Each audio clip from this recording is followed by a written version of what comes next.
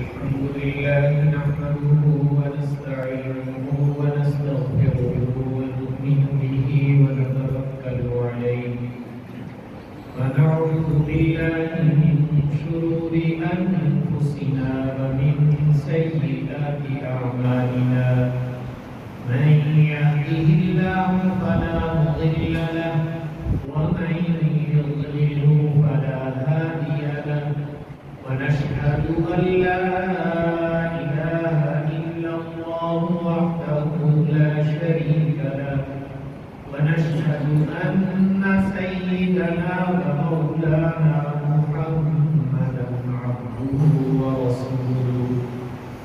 أما بعد فأعوذ بالله من الشيطان الرجيم بسم الله الرحمن الرحيم فاجتنبوا الرجس من الأوثان واجتنبوا قول الزور وقال النبي صلى الله عليه وسلم الصدق ينجي والكذب يهلك صدق الله وصدق رسوله النبي الكريم ونحن على ذلك من الشاهدين والشاكرين والحمد لله رب العالمين اللهم صل على سيدنا محمد النبي الأمي وعلى آله وأصحابه وسلم تسليما كثيرا كثيرا يا رب صل وسلم دائما أبدا على حبيبك خير الخلق كلهم اللہ جل شانہ نے اس آیت کریمہ میں دو گناہوں کا تذکرہ کیا ہے۔ حق تعالی ارشاد فرماتے ہیں فاجتنبوا الرجس من الاوثان واجتنبوا قول الزور۔ ایک تو تم بتوں کی نجاست سے بچو، یعنی شرک، اس کو نجاست کہا گیا ہے، گندگی کہا گیا ہے۔ اور دوسرا فرمایا کہ جھوٹ بولنے سے، غلط بیانی سے اپنے آپ کو بچاؤ۔ یہ اللہ تعالیٰ نے جہاں شرک کی برائی بیان کی ہے تو شرک کے ساتھ ہی جھوٹ کی برائی بھی بیان کی کہ یہ معاشرت کی بہت بڑا جرم ہے۔ جیسے شرک یہ اللہ کا حق ہے تو سچائی یہ میرے ماحول اور معاشرے کا حق ہے۔ اس لیے سچ کی اللہ اور اس کے رسول نے ترغیب دی ہے اور جھوٹ سے بچنے کا حکم ارشاد فرمایا ہے۔ اور اس آیت میں بھی اللہ تعالیٰ فرما رہے ہیں فاجتنبوا قول الزور، جھوٹ بات کہنے سے اپنے آپ کو بچاؤ، یہ بہت ضروری ہے۔ اس دنیا میں رہتے ہوئے جتنے بھی لوگوں کے معاملات ہیں، ایک دوسرے کے ساتھ کسی بھی طریقے کا کوئی معاملہ ہو تو معاملہ اعتماد کی بنیاد پر کیا جاتا ہے۔ اگر آپ کو کسی پہ اعتماد ہے، آپ اس کے ساتھ کوئی مالی معاملہ، لین دین کا معاملہ، رشتہ داری کا معاملہ، کوئی بھی معاملہ جس کو آپ کہتے ہیں، تو معاملے کے لیے سب سے بنیادی چیز اور بنیادی شرط جو ہوتی ہے وہ اعتماد ہوتا ہے۔ پہلے آپ کو کسی پہ اعتماد ہوگا تو تب آپ اس سے معاملہ کریں گے۔ اگر آپ کو اس پہ اعتماد نہیں ہے تو آپ اس کے قریب بھی نہیں کریں گے۔ اور اعتماد کس چیز سے پیدا ہوتا ہے تو یاد رکھیے ماحول اور معاشرے میں اعتماد سچائی سے پیدا ہوتا ہے۔ جب ہمیں پتہ ہے کہ یہ آدمی دھوکہ نہیں دے گا، غلط بیانی نہیں کرے گا، سچ بتائے گا، تو آپ آنکھیں بند کر کے اس پہ اعتماد کر لیں گے۔ اعتماد کی عمارت وہ سچائی پر قائم ہوتی ہے، اور خدا نخواستہ اگر ماحول میں جھوٹ پھیل جائے تو اس سے اعتماد ختم ہو جاتا ہے۔ اور جب اعتماد ختم ہو جائے گا تو میرے اور آپ کے ساتھ کوئی معاملہ کرے گا نہیں، یا کرتے وقت ڈرے گا بہت کہ صاحب ان پہ ہمیں اعتماد تو نہیں ہے، ہمیں مجبوری معاملہ ان کے ساتھ کریں گے۔ تو جو کائنات کا ایک سسٹم اور نظام چل رہا ہے، انسانوں کا باقی ایک تعلق ہے، میں نے کہا وہ اعتماد کا ہے، اور اعتماد وہاں ہوتا ہے جہاں سچ ہوگا، جہاں جھوٹ آ جائے گا وہاں اعتماد ختم ہو جائے گا۔ تو شریعت نے اس پر بہت زور دیا، اور قرآن شریف میں اللہ تعالیٰ فرمائے وَاجْتَنِبُوا قَوْلَ الزُّورِ، جھوٹی بات وہ تمہاری زبان سے نہیں نکلنی چاہیے، بلکہ آپ صلی اللہ علیہ وسلم نے فرمایا سچ کا اہتمام کرو، اگر تمہیں ہمت کر کے بھی سچ بولنا پڑے تو بولو، اگرچہ تمہیں وقتی طور پر سچ بولنے میں ہلاکت نظر آتی ہو تو تب بھی سچ بولو۔ اور پھر آپ نے وجہ ارشاد فرمائی کہ اگر تم سچ بول دو گے، دیکھنے میں تو ہلاکت تھی لیکن اللہ تعالیٰ تمہیں نجات عطا۔ اور پھر آپ نے فرمایا جھوٹ مت بولو، اس لیے کہ جھوٹ بولنے میں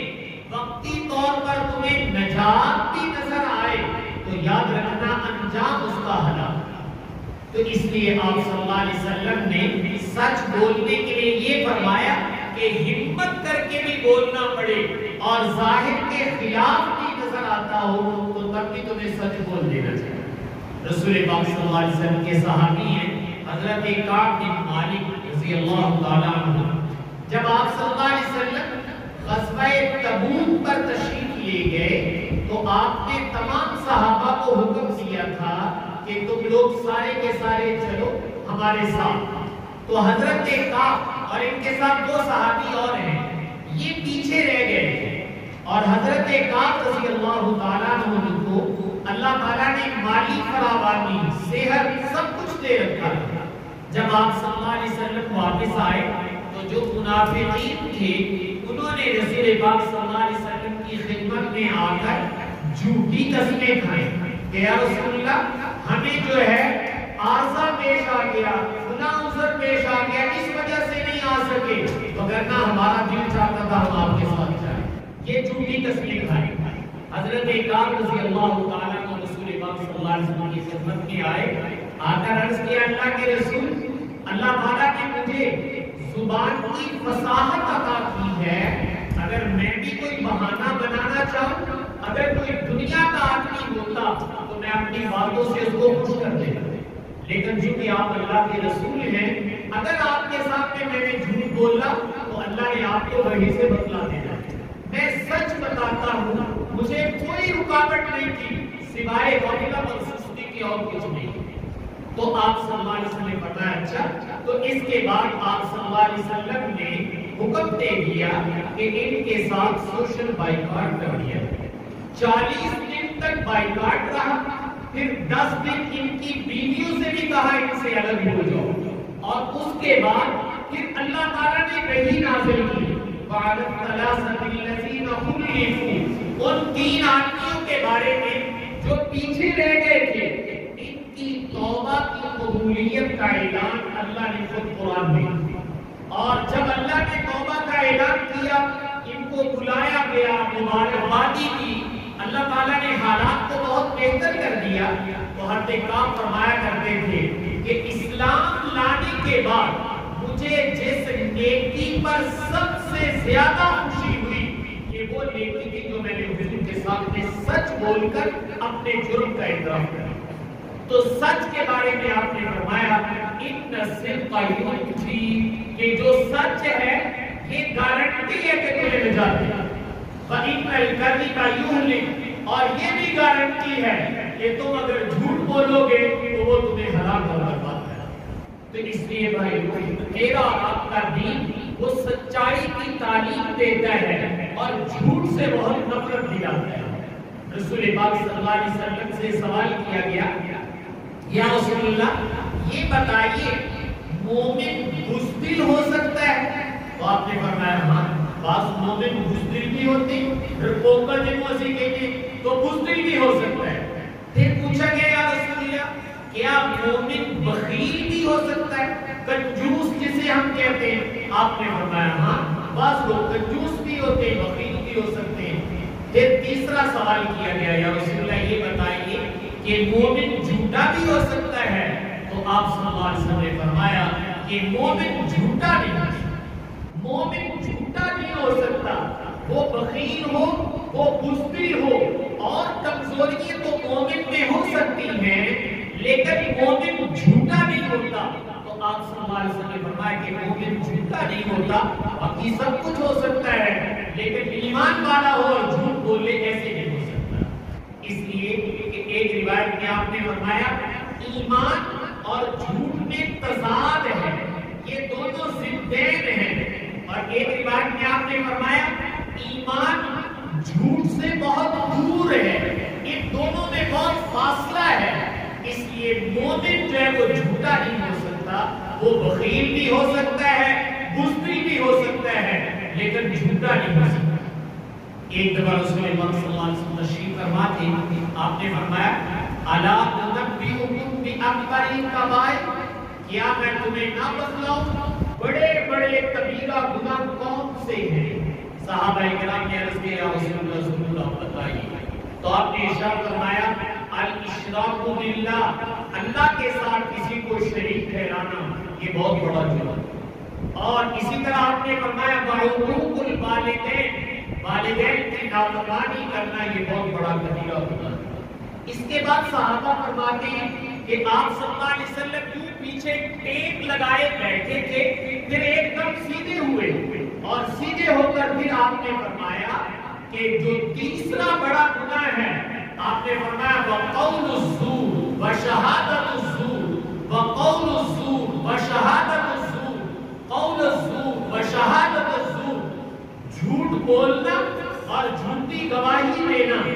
اتنی دفعہ آپ نے فرمایا کہ صحابہ کرام کہنے لگے کہ ہمیں یوں لگ رہا تھا کہ شاید آج رسول پاک صلی اللہ علیہ وسلم چپ نہیں کریں گے۔ یہ جملہ اتنی بار کہتے جا رہے تھے کہ قول الزور و شہادت الزور، کہ بڑے گناہوں میں سے یہ ہے کہ مومن جھوٹ بولے یا جھوٹی گواہی دے۔ یہ جملہ آپ نے اتنی دفعہ کہا کہ صحابہ یہ کہتے کہ ہمیں یوں لگنے لگا کہ آج آپ چپ نہیں کریں گے، اور پہلے ٹیک لگائے بیٹھے تھے، سیدھے ہو کر آپ نے یہ جملہ جو ہے اتنی دفعہ ارشاد فرمایا کہ مومن اس کو یہ سمجھ لینا چاہیے کہ جھوٹی بات اور جھوٹی گواہی دینا یہ اکبر الکبائر، جن کو بڑے بڑے کبیرہ گناہ کہا جاتا ہے، ان میں رسول پاک صلی اللہ علیہ وسلم نے اس کو شمار فرمایا۔ سیدھے ہو کر بھی تکبیر فرمائی اور اتنی دفعہ کہا کہ صحابہ کہنے لگے کہ شاید آج آپ خاموش نہیں ہوں گے، اتنی دفعہ فرما رہے قول الزور و شہادت الزور۔ اس لیے بھائیو جھوٹ سے اپنے آپ کو بچانا بہت ضروری، بہت ضروری ہے۔ رسول پاک صلی اللہ علیہ وسلم سے پوچھا گیا یا رسول اللہ جنتی عمل بتلا جو جنت میں جانے کا ذریعہ بنے، آپ نے فرمایا صدق، سچ یہ جنتی عمل ہے، اس لیے کہ سچ نیکی کی طرف لے جائے گا، نیکی ایمان کی طرف لے جائے گی اور ایمان تمہیں جنت کی طرف لے جائے گا۔ پھر پوچھا گیا یا رسول اللہ جہنمی عمل بتا دیں جو جہنم میں جانے کا ذریعہ بنے، تو آپ نے کیا ارشاد فرمایا الکذب، جھوٹ یہ جہنمی عمل ہے، اس لیے کہ یہ تمہیں گناہ کی طرف لے جائے گا اور گناہ کفر کی طرف لے جائے گا اور کفر تمہیں جہنم میں لے جائے گا۔ تو آپ سے جنتی عمل بھی پوچھا گیا اور جہنمی عمل بھی پوچھا گیا، تو آپ نے بتایا جنتیوں کا عمل سچ بولنا ہے اور جہنمیوں کا کرتوت جھوٹ بولنا ہے۔ تو آپ نے جھوٹ کو جہنم کا عمل قرار دیا ہے اور سچ کو آپ صلی اللہ علیہ وسلم نے جنت کا عمل قرار دیا ہے کہ یہ تو جنت کے اعمال میں سے اللہ نے دنیا میں مجھے اور آپ کو دے دیا کہ سچ بولو یہ جنت کا عمل ہے اور جھوٹ بولو گے تو یہ جہنم کا عمل ہے۔ اور پھر ایک روایت میں اور آپ نے ارشاد فرمایا،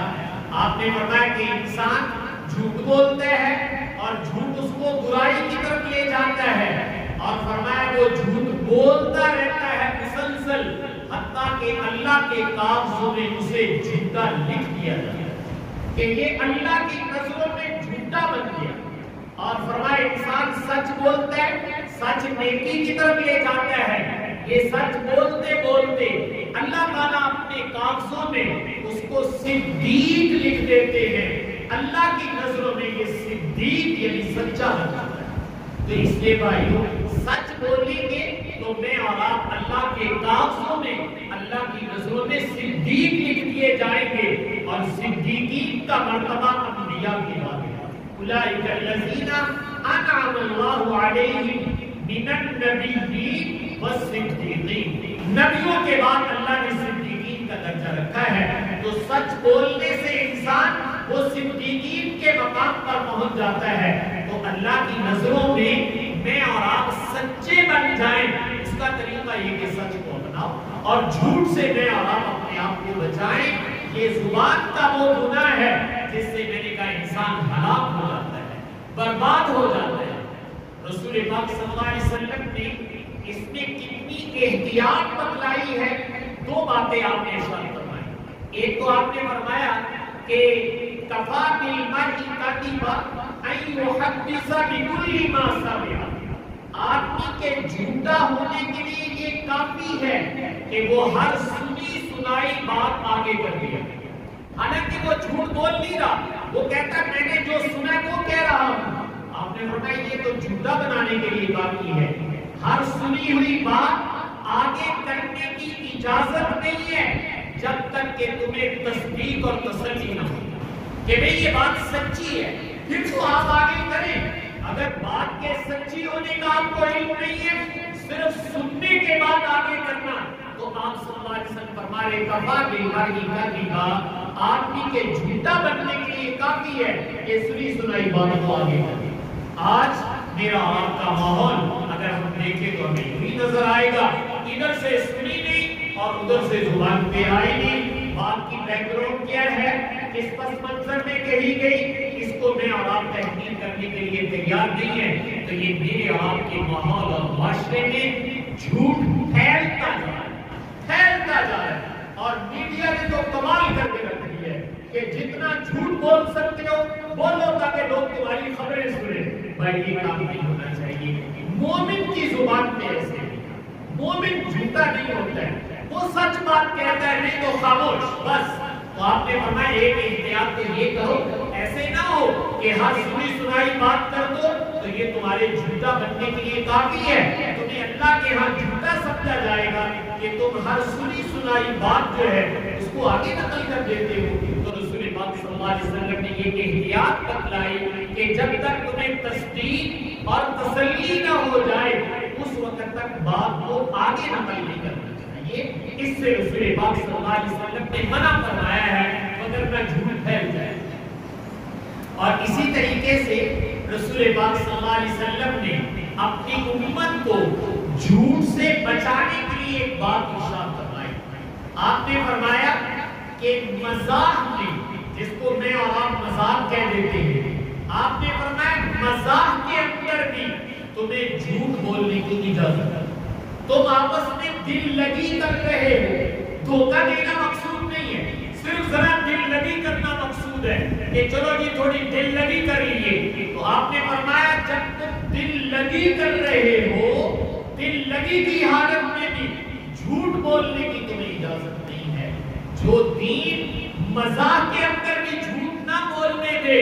وہ دین صحیح طور پر جھوٹ بولنے کی کیسے اجازت دے گا کہ آدمی قصداً دھوکہ دینے کے لیے کسی کو جھوٹ بولے؟ اسلام اس کی قطعی اجازت نہیں دیتا۔ تو دوسری پابندی آپ نے یہ لگائی کہ حالت مزاح کے اندر بھی تمہاری زبان پر جھوٹ نہیں آنا چاہیے۔ ایمان کا کمال آپ نے فرمایا اس وقت تک کبھی تمہیں حاصل نہیں ہوگا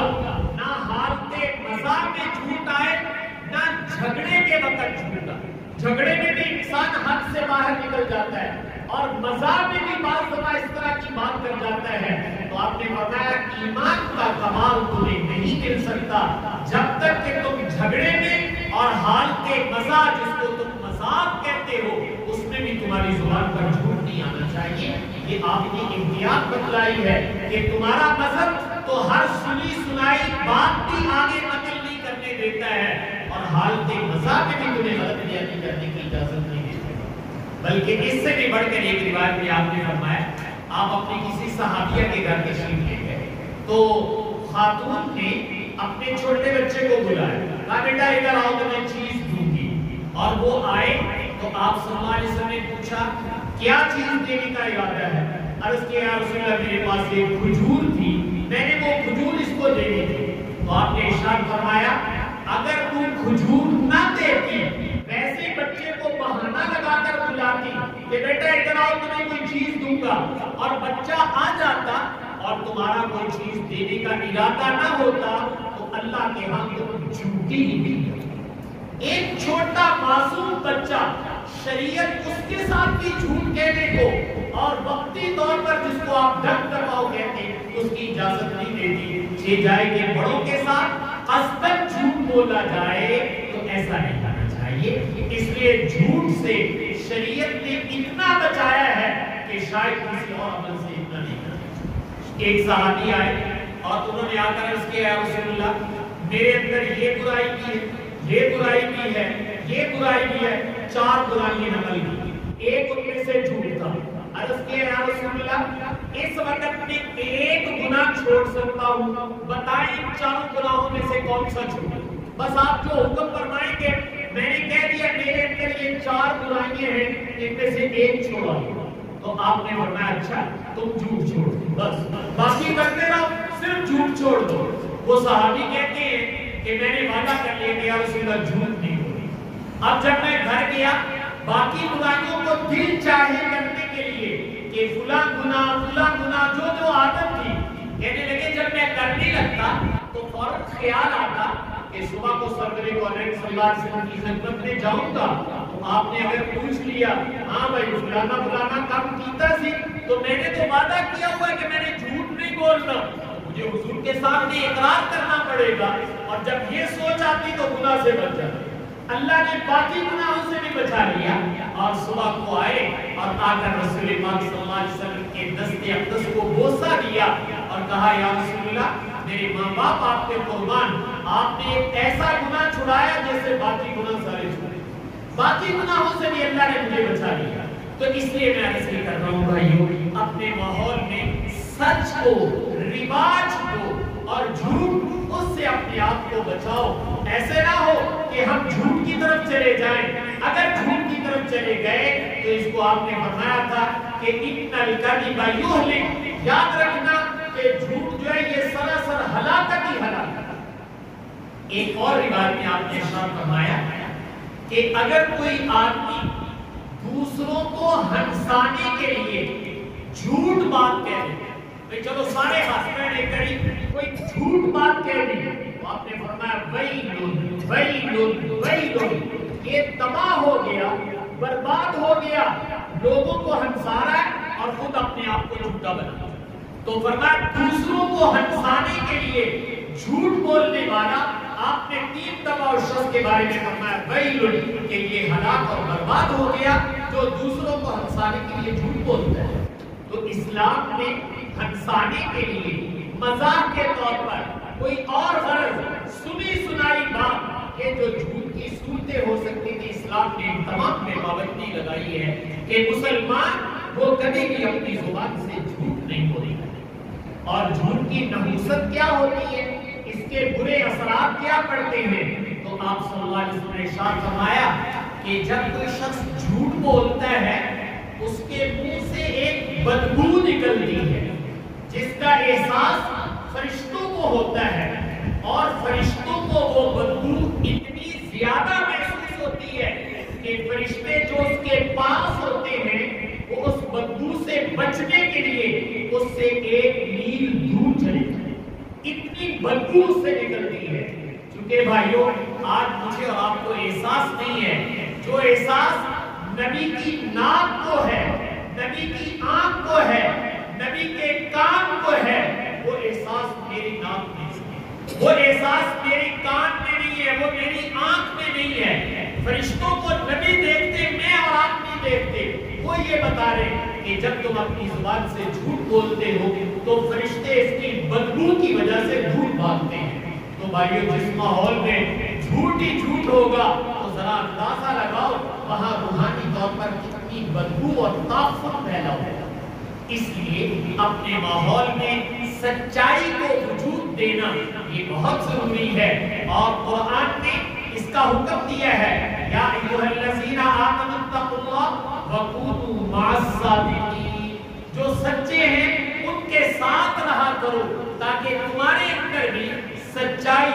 صدق پیدا ہو جائے اور جھوٹ سے تمہارا دامن بچ جائے۔ اور جھوٹ سے بچنے والوں نے کتنی کوشش کی، آدمی حیران ہو جاتا ہے۔ ہمارے ہندوستان کے بزرگ گزرے مولانا مظفر حسین صاحب کاندلوی رحمہ اللہ تعالی، اس زمانے میں بیل گاڑیوں میں لوگ سفر کرتے تھے تو یہ اپنے خاندان کی خواتین کو لے کر کہیں سفر پہ جا رہے تھے، راستے میں ڈاکہ پڑ گیا۔ تو جب ڈاکہ پڑا تو حضرت اتر کے ڈاکوؤں کے چودھری اور سردار کے پاس چلے گئے، جا کر کہا یہ پردہ دار خواتین ہیں تو ان پہ ہاتھ نہ ڈالیں، ان کو دیکھے نہیں، جتنا زیور ہے وہ لا کر میں آپ کو دے دیتا ہوں تاکہ آپ کی منشا پوری ہو جائے۔ اس نے کہا بہت اچھا۔ تو مولانا گئے اور جا کر خواتین سے کہا بیویوں جو جو زیور اتار کے دے دو، ہم نے ان سے کہہ دیا ہے کہ ہماری عورتوں کو نہ کچھ کہنا، یہ ہم آپ کو دے دیتے، معاہدہ ہو گیا۔ خواتین نے اتار کے دے دیے، حضرت نے باندھ کے اس کے ہاتھ میں پکڑا اور انہوں نے کہا جاؤ بڑے میاں آپ لے۔ تو بیل گاڑی کے جب آگے گئے تو خواتین آپس میں کوئی کھسک کھسک کر رہی ہیں۔ باہر نے پوچھا کیا بات ہے؟ تو بتایا کہ ایک بچی کے گلے میں کوئی ہار تھا اور وہ اس نے چھپا لیا تھا، وہ اس نے نہیں لیا۔ تو حضرت نے فرمایا دیکھو بھائی، میں نے ان سے معاہدہ کیا تھا، یہ تو غلط بیانی ہو جائے گی، اس لیے یہ اتارو، یہ بھی اب ان کو دینا چاہیے، وگرنہ ہم غلط بیانی کرنے والے بن جائیں گے۔ تو اس نے اتار کے دے دیا، حضرت کو لیا اور ان کے پیچھے بھاگے، آواز دی کہ بھائی ہمارے سے غلطی ہو گئی، ایک بچی نے چھپا لیا تھا تو یہ تو غلط بیانی ہوگی، لہٰذا یہ میں آپ کی امانت آپ کو دے دیا۔ جب انہوں نے یہ دیکھا کہ بڑے میاں ہماری رینج سے باہر نکل گئے تھے، ہمیں پتہ بھی نہیں تھا، لیکن یہ بات کے اتنے سچے ہیں کہ وہاں پہنچ کر پتا چلا کہ ایک بچی نے یہ کر لیا ہے، تو اپنی بات کی لاج نبھاتے ہوئے ہمیں دینے کے لیے آئے ہیں، تو اللہ تعالیٰ نے دل میں اتار دیا۔ تو ڈاکو نے وہ سارا زیور بھی واپس کیا اور حضرت کے ہاتھ پر توبہ کی۔ حضرت آپ کے ہاتھ پر توبہ کرتا ہوں، جتنے لوگوں کا مال چھینا ہے یا ان سے معافی مانگوں گا یا ان کو مال واپس کروں گا۔ اس کو حضور نے فرمایا تھا ان الصدق ینجی، گھبراؤ نہیں، وقتی طور پر ہلاکت کی نظر آئے تو اللہ تمہیں نجات ضرور دے۔ اس لیے بھائیو اپنے ماحول میں سچائی بولنے اور آپ جھوٹ دیں، سچ بولیں، سچ کی عادت ڈالیں۔ جب تھوڑی دیر غور میں اور آپ کریں گے تو اللہ تعالیٰ انشاءاللہ سچ کی توفیق عطا فرما دے گا۔ ایسی بات نہیں ہے کہ ہم سچ بول نہ سکیں، اللہ تعالیٰ اپنے بندوں کو کوئی ایسا حکم نہیں دیتے جو بندے پورا نہ کر سکیں۔ لا یکلف اللہ نفسا الا وسعها، اللہ تعالیٰ فرماتے ہیں ہم تمہارے اوپر تمہاری طاقت سے زیادہ کبھی بوجھ نہیں ڈالتے۔ اگر اللہ تعالیٰ نے سچ کا کہا ہے تو یہ کیسے ہو سکتا ہے کہ میں اور آپ سچ تو بول نہیں سکتے تھے، اللہ تعالیٰ نے تقو ملی ساڑھے ہوتے حکم پانے دا میں نہیں مسلمانوں تسی سچ ہی بول رہے ہیں۔ نہیں ایسی بات نہیں ہے، میں اور آپ بول سکتے ہیں، لیکن تھوڑا سا میں اور آپ سوچ لیں کہ مجھے اور آپ کو اللہ کی نظروں میں صدیق بننا ہے، اللہ کے کاغذوں میں اللہ ہمیں صدیق لکھ دے۔ تو میں نے کہا اگر ہم سچ کی کوشش کریں گے تو ہم انشاءاللہ اللہ کی نظروں اور اللہ کے کاغذوں میں صدیق بنا دیں۔ ہم تعالیٰ سے دعا ہے کہ ہم تعالیٰ مجھے آپ کو